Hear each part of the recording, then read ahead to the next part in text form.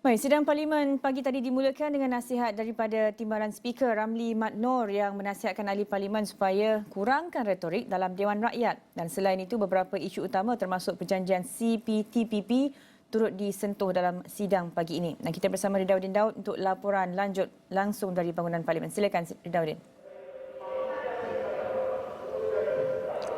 Baik, terima kasih rakan tugas di Pusat Penyiaran Asia. Seperti mana yang anda beritahu sebentar tadi, ya betul. Sidang Parlimen pada hari ini dimulakan dengan nasihat selepas doa, dimulakan dengan nasihat daripada Timbalan Speaker Ramli Mat Nor yang menasihatkan ahli-ahli Parlimen supaya kurangkan retorik.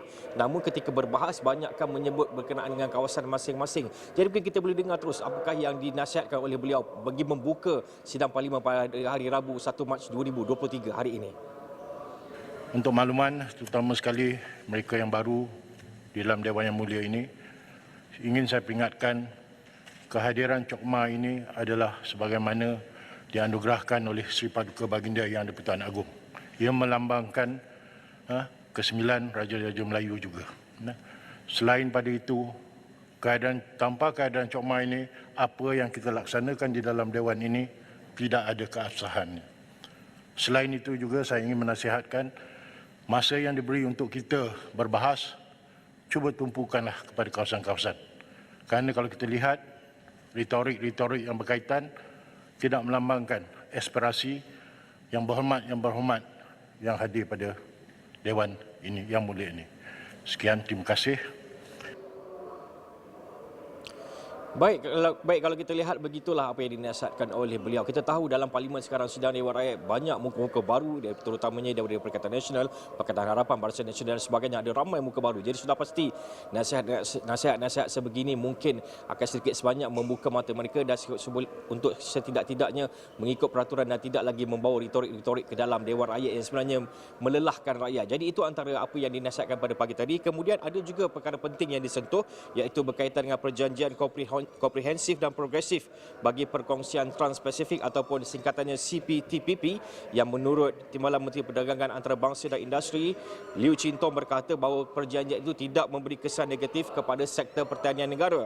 Malah menurut beliau, CPTPP yang diratifikasi pada 30 September tahun lalu menjamin hak dan kepentingan petani tempatan. Malah katanya perjanjian itu merupakan satu-satunya perjanjian perdagangan bebas ataupun FTA yang ditandatangani Malaysia yang mengiktiraf isu keterjaminan makanan. Jadi mungkin kita boleh dengar sedikit apakah yang diulas oleh Timbalan Menteri sebentar tadi.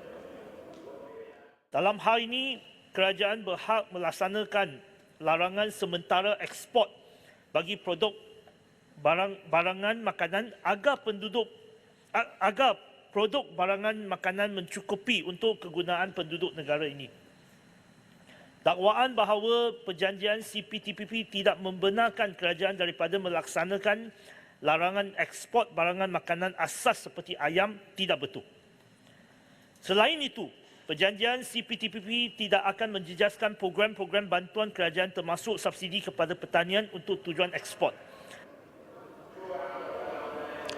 Baik, selain daripada isu-isu tersebut, ada juga saya bawakan di asrawani.com dan juga Buletin Awani berita berkenaan dengan kerajaan tetap dengan pendirian belum bercadang untuk memperkenalkan semula GST. Ini adalah jawapan bertulis daripada Menteri Kewangan yang juga Perdana Menteri Datuk Seri Anwar Ibrahim yang berkata sistem cukai itu tidak akan dilaksanakan kerana cabaran ekonomi dijangka dihadapi pada 2023, iaitu kadar inflasi makanan yang agak tinggi dan juga kadar pertumbuhan ekonomi yang sederhana. Menerusi jawapan bertulis pada semalam, Anwar berkata kerajaan akan mengkaji kesesuaian pengenalan cukai keuntungan modal bagi pelupusan saham syarikat yang tidak tersenarai di Bursa Malaysia mulai tahun 2024. Jadi itu antara perkara-perkara yang dibawa di sidang Parlimen pada hari ini. Baru saja sebentar tadi, kalau dilihat pada televisyen sebentar tadi, baru sahaja Ahli Parlimen Kubang Kerian Datuk Seri Tuan Ibrahim Tuan membahaskan isu belanjawan 2023. Sudah pasti akan ada lagi ramai yang akan membahaskan belanjawan tersebut dan saya akan terus berada di sini untuk membawakan apakah intipati-intipati ataupun apakah poin-poin yang disebut dalam bahas mereka pada hari ini. Beberapa ahli parlimen yang dijadual akan membahaskan belanjawan 2023 pada hari ini. Jadi buat masa ini saya fikir ini saja dulu laporan lintas langsung saya dari sidang parlimen ini. Kembali dulu kepada rakan setugas. Baik, terima kasih Ridauddin di Parlimen. Laporan lanjut akan menyusul dalam buletin seterusnya.